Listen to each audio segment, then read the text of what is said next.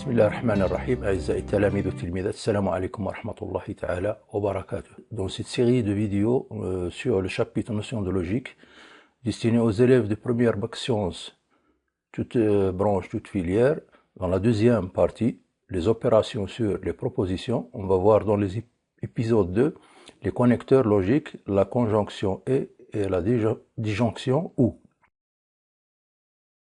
On va voir les exemples, définitions et quelques règles de calcul avec la négation et les connecteurs logiques et ou. Et on termine avec un exercice d'application. Donc on va étudier quelques exemples. Prenons cette proposition, il existe un x appartenant à E, x appartenant à l'intervalle fermé 0,2. Signifie quoi? Signifie qu'il existe x appartenant à R tel que x supérieur ou égal à 0 et x inférieur ou égal à 2.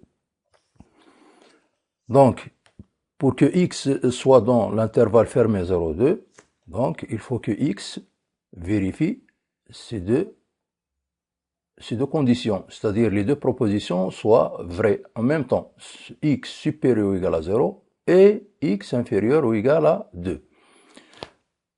Donc on a ici deux propositions qui sont liées par un connecteur, qu'on a connecteur logique donc cette proposition est vraie si x est supérieur ou égal à 0 est vrai et x inférieur ou égal à 2 soit vrai. Prenons l'autre exemple. X est solution de l'équation x carré plus x est égal à 0 signifie que x est égal à 0 ou x est égal à moins 1. Les solutions de l'équation x carré plus x, il suffit de factoriser par x, donc est égal à 0. Si x est égal à 0, ou bien x plus 1 est égal à 0, ça veut dire que x est égal à moins 1. Donc, on aura x solution de l'équation x carré plus x est égal à 0, si x est égal à 0, ou bien x est égal à moins 1. L'une des propositions est vraie pour que cette proposition qui est liée par un connecteur logique ou soit vrai, il suffit que l'une des deux propositions soit vraie. Prenons un troisième exemple. Qu'est-ce que ça veut dire si on prend EF, deux ensembles en bits? Qu'est-ce que ça veut dire? Que signifie x appartenant à l'intersection E inter F? Donc signifie quoi? Signifie que x appartenant à E et x appartenant à F. Donc pour que x soit dans l'intersection E inter F, il faut que x vérifie ces deux conditions, c'est-à-dire les deux propositions x appartenant à E et x appartenant à F soient vraies. Donc si on prend ici un diagramme, ici on a par exemple l'ensemble E, ici par exemple l'ensemble F, donc l'intersection des deux ensembles c'est E inter F, c'est cet ensemble. Donc le x, pour que x appartenant à l'intersection E inter F, il faut que x soit dans E et x soit dans F, c'est-à-dire les deux propositions soient vraies pour que cette proposition qui est liée par le connecteur logique et soit vraie. Pour l'autre exemple, on a x appartenant à la réunion E union F. X, un élément, la réunion c'est la réunion de E et F, c'est cet ensemble. Voilà.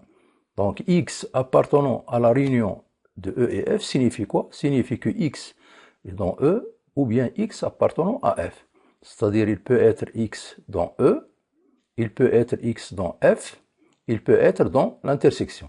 Ça veut dire que x appartenant à la réunion de E et F, si x appartenant à E est vrai, ou x appartenant à F est vrai, ou bien les deux propositions sont vraies.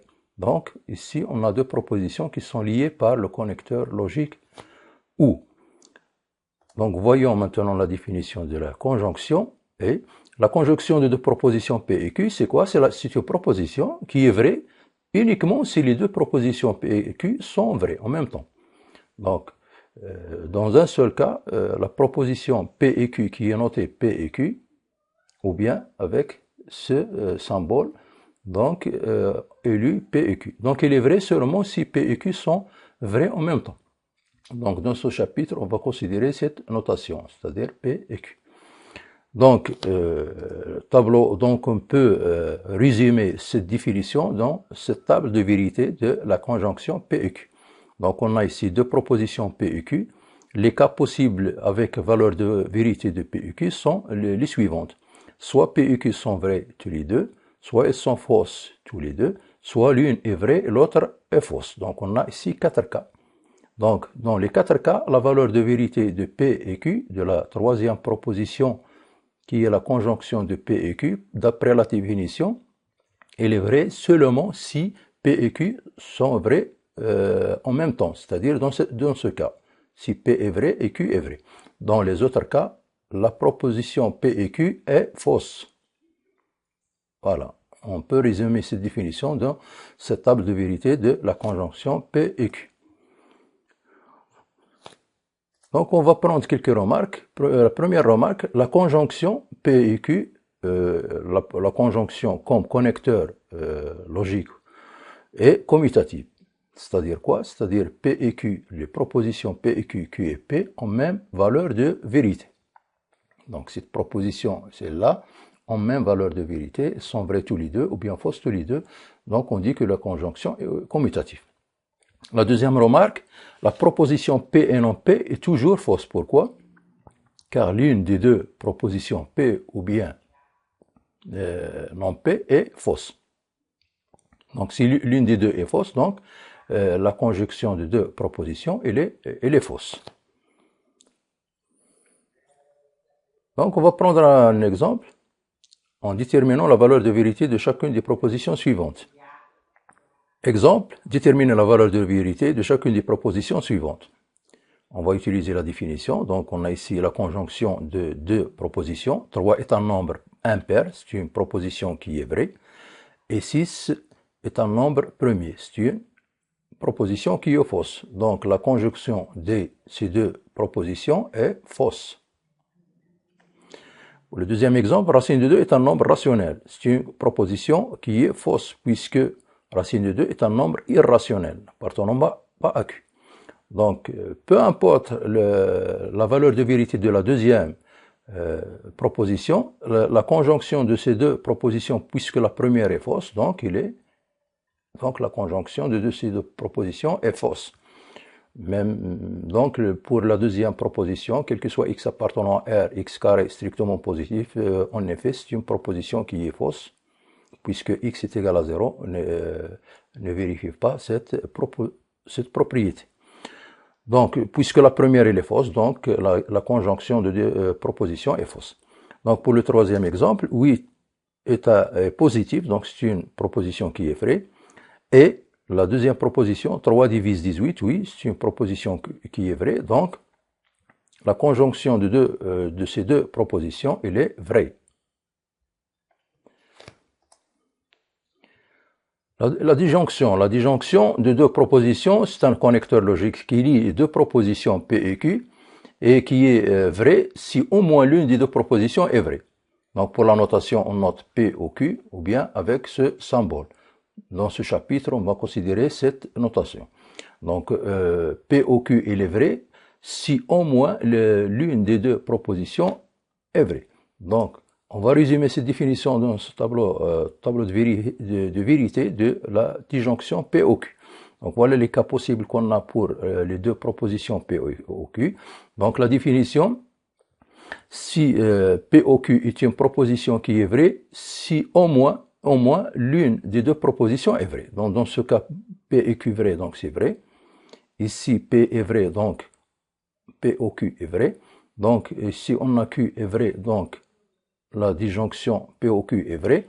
Dans ce cas, donc les deux propositions sont fausses, donc la disjonction P au Q est une proposition fausse. Donc il est fausse dans un seul cas, lorsque les deux propositions sont fausses en même temps.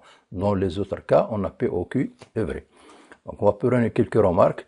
La disjonction est commutative, comme la conjonction. Pourquoi? Parce que les deux propositions P au Q et Q au P ont même valeur de vérité. On dit que la disjonction est commutative. Deuxième remarque, la proposition P ou non P est toujours vraie. Pourquoi? Parce que l'une des deux propositions, il est vrai, soit P, soit non P. Donc la disjonction de ces deux propositions est vraie. La troisième remarque, en langue française, on a le OU est exclusif. Par contre, le connecteur logique OU est inclusif. Qu'est-ce que ça veut dire? Donc, en langue française, par exemple, dans un menu, on vous demande dessert ou fromage. Ça veut dire quoi? Ça veut dire soit le dessert, soit le fromage. Donc, il est exclusif. Donc, on exclut les deux cas. Par contre, pour le OU logique, il est inclusif. Si P et Q est vrai, si P est vrai et Q est vrai, la disjonction P au Q est vraie. Donc c'est inclus. On inclut le cas où les deux propositions sont vraies. Quelques exemples en utilisant la définition. Donc on va déterminer la valeur de vérité de chacune des propositions suivantes. Pour la première proposition, il existe x appartenant à R tel que x carré inférieur strictement à 1. C'est une proposition qui est vraie. Il suffit de prendre x positif inférieur à 1. Donc pour la deuxième proposition, si c'est un nombre premier, c'est une proposition qui est fausse. Donc la disjonction de ces deux propositions est vraie.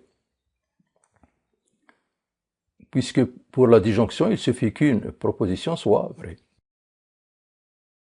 Là, deuxième exemple, racine de 2 est un nombre irrationnel, c'est une proposition qui est vraie. C'est un nombre irrationnel. Donc, la disjonction de ces deux propositions, elle est vraie, puisque la première, elle est vraie, donc la deuxième peut être vraie ou fausse. La disjonction de ces deux propositions est vraie, sans discuter la valeur de vérité de la deuxième proposition. On peut dire que la disjonction de ces deux propositions, elle est vraie. Troisième exemple, donc, quel que soit x appartenant à 1, x est supérieur ou égal à 0, c'est une proposition qui est vraie. De même, la disjonction de ces deux propositions, elle est vraie, puisque la première proposition, elle est vraie. Quelques règles de calcul. On va commencer avec la négation de la conjonction, de la conjonction et la disjonction. On va étudier cet exemple. Cherchons la négation de la proposition x appartenant à l'intervalle fermé 0,2, qui est x supérieur ou égal à 0 et x inférieur ou égal à 2. Donc la négation de cette proposition, ça signifie que x, c'est la négation de x appartenant à l'intervalle 0,2. Donc signifie que x, la négation de x appartenant à l'intervalle fermé 0,2, c'est x n'appartenant pas à l'intervalle 0,2. C'est-à-dire x, il est en dehors de l'intervalle 0,2. Donc il est dans cet intervalle ou bien dans cet intervalle. Donc ça veut dire quoi? Signifie que x, soit il appartenant à cet intervalle qui est moins l'infini 0, ou bien x appartenant à l'intervalle 2 plus l'infini. Ça veut dire que x appartenant à la réunion de ces deux intervalles, moins l'infini 0, union 2 plus l'infini. Donc ça veut dire que x il est soit dans l'intervalle moins l'infini 0, soit x appartenant à 2 plus l'infini. On a ici le OU logique. Donc, signifie quoi? Signifie que x dans l'intervalle moins l'infini 0, ça veut dire que x est inférieur strictement à 0. Donc x ici inférieur strictement à 0. Ou x dans l'autre intervalle, ça veut dire que x supérieur strictement à 0. Donc la négation de la proposition qui est une conjonction de deux propositions, on va voir. Donc c'est sa négation. Donc x inférieur strictement à 0, c'est la négation de x supérieur ou égal à 0, c'est sa négation. Le et d'où vient un ou. La négation de x inférieur ou égal à 2, c'est x supérieur strictement à 2.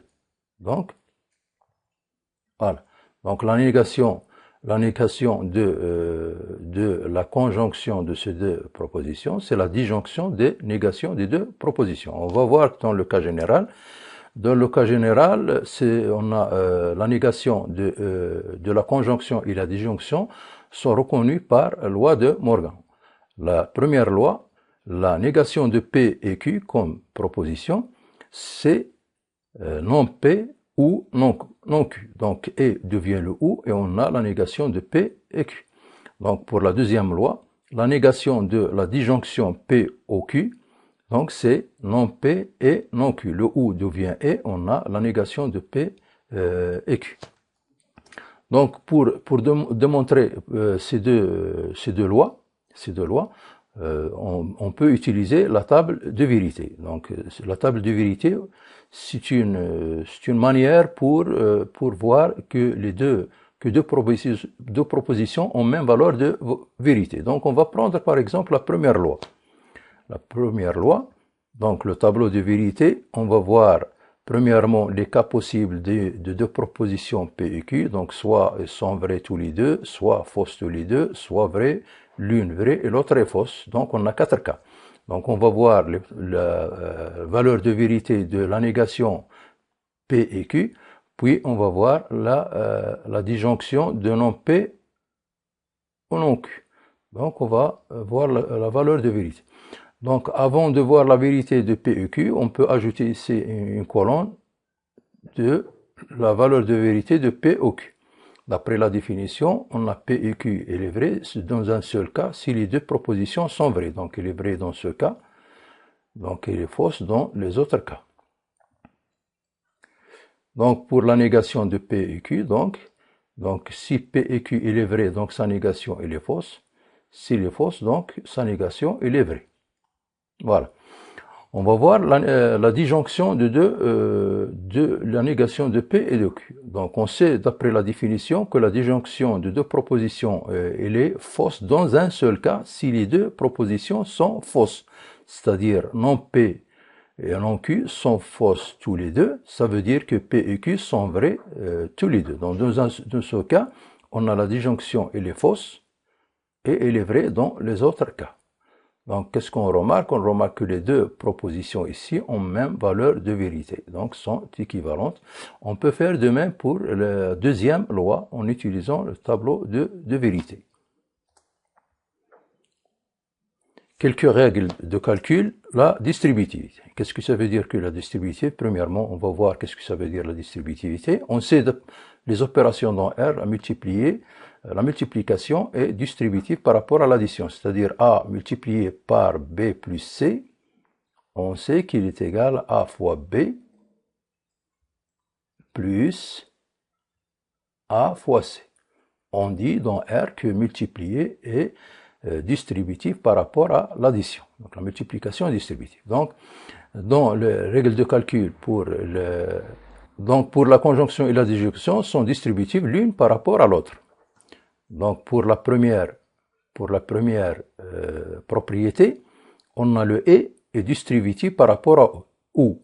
Donc le et prend la place de multiplier et le ou prend la place de l'addition. Donc on va voir que P et entre parenthèses Q ou R, est équivalent à donc P et Q ou P et R. Donc ici, on a dit que le et, c'est la multiplication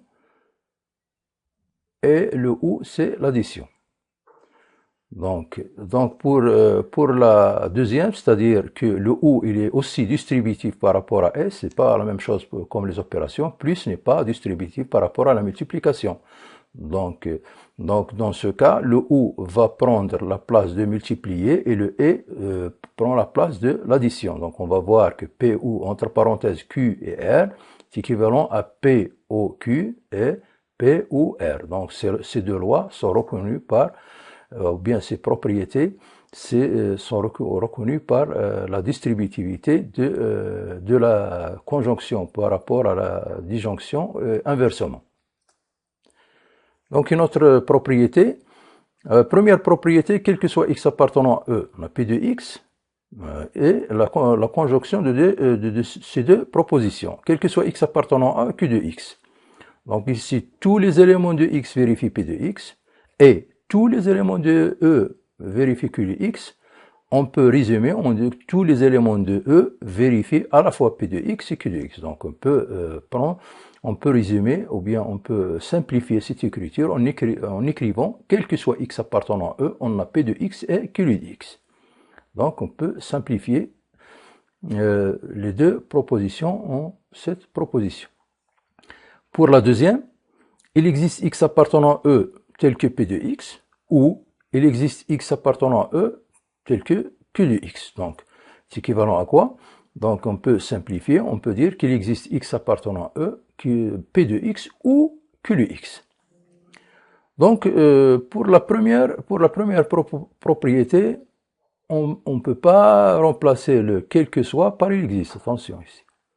Donc, et dans la deuxième, on ne peut pas remplacer il existe par quel que soit. Donc, le quel que soit avec le et il existe avec le ou. Et on ne peut pas les permuter. Hein. Donc, quel que soit avec le et il existe avec ou. Donc, si on veut, par exemple, on veut à la place de quel que soit, on met il existe. Donc, on aura il existe X appartenant à E, tel que P de X. Voilà la première. Et il existe X appartenant à E, Q de X. Et la deuxième, c'est il existe X appartenant à E, tel que P de X et Q de X. Qu'est-ce que ça veut dire? Donc, dans la première proposition, il existe un élément X appartenant à E qui vérifie P de X. Donc, supposons qu'il est vrai. Il existe X appartenant à E qui vérifie Q de X. C'est pas le même X, attention. Ici, il existe un X dans E qui vérifie P de X, et il existe un autre X appartenant à E qui vérifie P de X. Donc, ça ne veut pas dire qu'il existe un X appartenant à E qui vérifie à la fois P de X et Q de X. Donc, ces deux propositions n'ont pas la même valeur de vérité. On va voir le contre-exemple dans l'exercice d'application.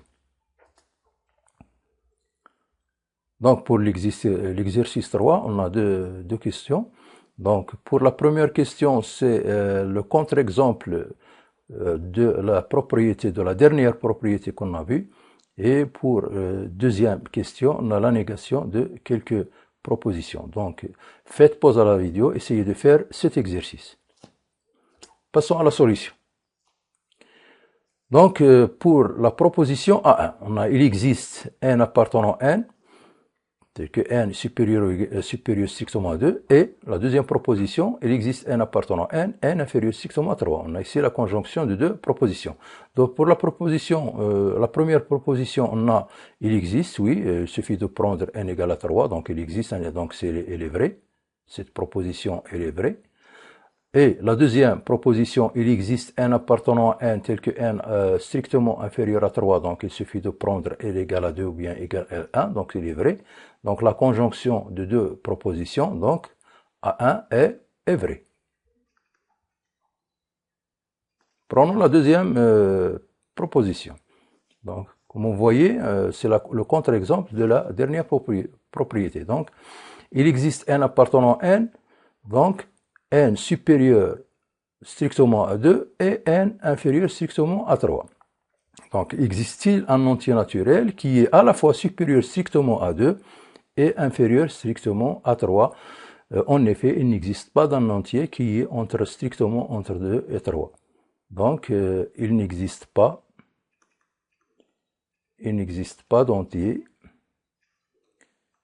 d'entier strictement entre 2 et 3. Donc A2 est fausse. Donc, comme vous voyez, donc la première proposition A1 est vraie, et la deuxième proposition A2 elle est fausse. De même pour quel que soit, on va voir dans cet exemple B1, la proposition B1, quel que soit n appartenant à n supérieur strictement à 2, c'est une proposition qui est fausse. En effet, les entiers, il y en a des entiers qui sont inférieurs strictement à 2. La deuxième proposition, on a quel que soit n appartenant à n inférieur strictement à 3. C'est une proposition, en effet, qui est fausse. Il y en a des entiers qui sont supérieurs ou égal à 3. Donc, on a la disjonction de ces deux propositions fausses. La disjonction de ces propositions est fausse. Donc, B1 est une proposition qui est fausse. On va voir pour la proposition B2. Donc, quel que soit n appartenant à n, on essaye d'éliminer ce deuxième. deuxième quantificateur, quel que soit n appartenant à n supérieur strictement à 2 ou n inférieur strictement à 3. Donc si on prend les entiers, tous les entiers naturels, soit il est supérieur strictement à 2, c'est-à-dire ici les entiers qui sont supérieurs à 2 sont 3, 4, 5, etc. Ou bien il est dans l'autre propriété, c'est-à-dire inférieur strictement à 3. Les entiers qui sont inférieurs strictement à 3 sont 0, 1, 2. Donc on voit que quel que soit n appartenant à n, soit il est supérieur strictement à 2, soit il est inférieur strictement à 3. Donc l'une des deux propositions est vraie. Donc B2 est vrai. Donc, comme vous voyez, quel que soit n appartenant à n, soit il est supérieur strictement à 2, soit il est inférieur strictement à 3. Donc vous voyez ici, B1 il est fausse. Si on veut simplifier par l'écriture, d'éliminer ce quantificateur, on aura une proposition qui est vraie. Donc pour le deuxième exercice, on va donner la négation des propositions suivantes. La négation de Q1. Q1 est la proposition suivante. Il existe x appartenant à R+, tel que x au cube est égal à 8, ou racine de 2 appartenant à Q. Donc on va donner la négation de cette proposition, qui est la conjonction de deux propositions. Donc pour il existe, il devient quel que soit, x appartenant à R+. Donc la négation de x carré est égal à 8, ou racine de 2 appartenant à Q. La négation de cette proposition qui est la conjonction, la disjonction de ces deux propositions. Donc la négation de la proposition Q1, toujours quel que soit x appartenant à R+, d'après les lois de Morgan, on a ici la négation de x3 est égal à 8, le ou devient et la négation de la deuxième proposition racine de 2 appartenant à Q. Donc la négation de la proposition Q1, donc quel que soit x appartenant à R+, donc la négation de x3 est égal à 8 si x3 différent de 8, et racine de 2 appartenant à Q, sa négation, racine de 2 n'appartenant pas à Q. Voilà. Pour la proposition Q2, quel que soit x appartenant à R, x supérieur ou égal à 0, ou x inférieur ou égal à 0. Donc pour la négation de cette proposition, c'est la même chose. Donc le quel que soit x appartenant à R devient il existe x appartenant à R. Puis la négation de la conjonction de ces deux propositions. X supérieur ou égal à 0 ou x inférieur ou égal à 0. La négation de cette proposition. Donc la négation de la proposition Q, il existe x appartenant à R. La négation de x supérieur ou égal à 0, le ou devient et la négation de x inférieur ou égal à 0. La négation de Q2, donc toujours il existe x appartenant à R. La négation de x supérieur ou égal à 0, si x inférieur strictement à 0, et la négation de x inférieur ou égal à 0, si x supérieur strictement à 0. Pour Q3, on a la négation de la proposition Q3, quel que soit x appartenant à R, il existe A appartenant à R, tel que A, il est compris strictement entre x et x plus 1. Donc sa négation, c'est quel que soit devient il existe, donc il existe appartenant à R. Le il existe devient quel que soit A appartenant à R. La négation de cette proposition. Premièrement, on ne peut pas donner directement la négation de cette proposition. Donc il faut l'écrire sous forme de la conjonction de deux propositions. Donc ça veut dire quoi? Ça veut dire que x inférieur à A et A inférieur strictement à x plus 1. Donc on va donner cette proposition ou bien cette inégalité double, il faut l'écrire sous forme de la conjonction de deux propositions pour donner sa négation. Sinon, on ne peut pas donner la négation de cette proposition d'une façon directe. Donc, on va continuer. Donc, Q3 comme la négation de Q3, toujours il existe x appartenant à R. Donc, quel que soit A appartenant à R, donc d'après loi de Morgan, donc la négation de x inférieur strictement à A, le et devient le ou, et la négation de A inférieur strictement à 1. Donc la négation de la Q3, donc il existe X appartenant à R, quel que soit A appartenant à R. La négation de X inférieur strictement à A, c'est X supérieur ou égal à A. Donc ou A supérieur ou égal à X plus 1 comme négation de la proposition A inférieur strictement X plus 1. Donc voilà.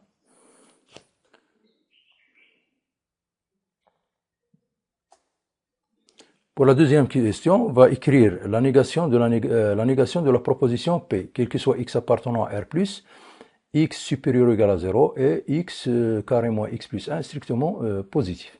Donc la négation de cette proposition P, donc le quel que soit il devient, il existe, donc il existe X appartenant à R+, tel que la négation de cette proposition, qui est la conjonction de deux propositions.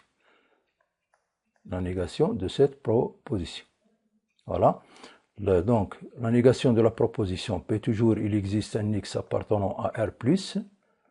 Donc, d'après loi de Morgan, donc ici on a la négation de la proposition X supérieur ou égal à 0.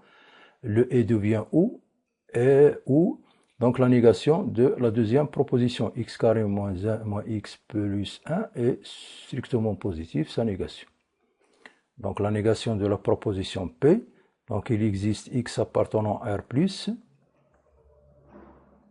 tel que la négation de X supérieur ou égal à 0, c'est X inférieur strictement à 0, ou X carré moins X plus 1 strictement positif, sa négation X carré moins X plus 1 est inférieur ou égal à 0. Donc on va montrer que P est vrai. Donc pour montrer P est vrai, il faut que les deux propositions, ces deux propositions soient vraies, quel que soit X appartenant à R+. Donc, lorsqu'on a quel que soit X appartenant à R+, donc on commence toujours par prendre soit X appartenant à R+. Et on va montrer que les deux propositions soient vraies. Donc pour la première proposition, donc si X appartenant à R+, alors, en effet, X supérieur ou égal à 0. Donc, c'est une proposition. La première proposition, elle est vraie. Pour la deuxième, donc pour X carré plus 1, le signe, pour étudier le signe de ce trinôme, il suffit de calculer delta. Donc, delta, c'est quoi? C'est 1. Donc, 1 moins 4, 1 carré moins 4, c'est égal à moins 3 qui est négatif. Donc, si delta est négatif, ça veut dire que le signe de ce trinôme est celui de A, le coefficient de x carré. Donc le x carré moins x plus 1 est strictement positif, quel que soit x appartenant à R. Donc le x carré moins x plus 1, il est strictement positif si x appartenant à R+, puisque R+, est dans R. C'est-à-dire, x carré moins x plus 1 comme proposition strictement positive, cette proposition est vraie. Donc la conjonction de deux propositions vraies est une proposition vraie. Donc P est vrai.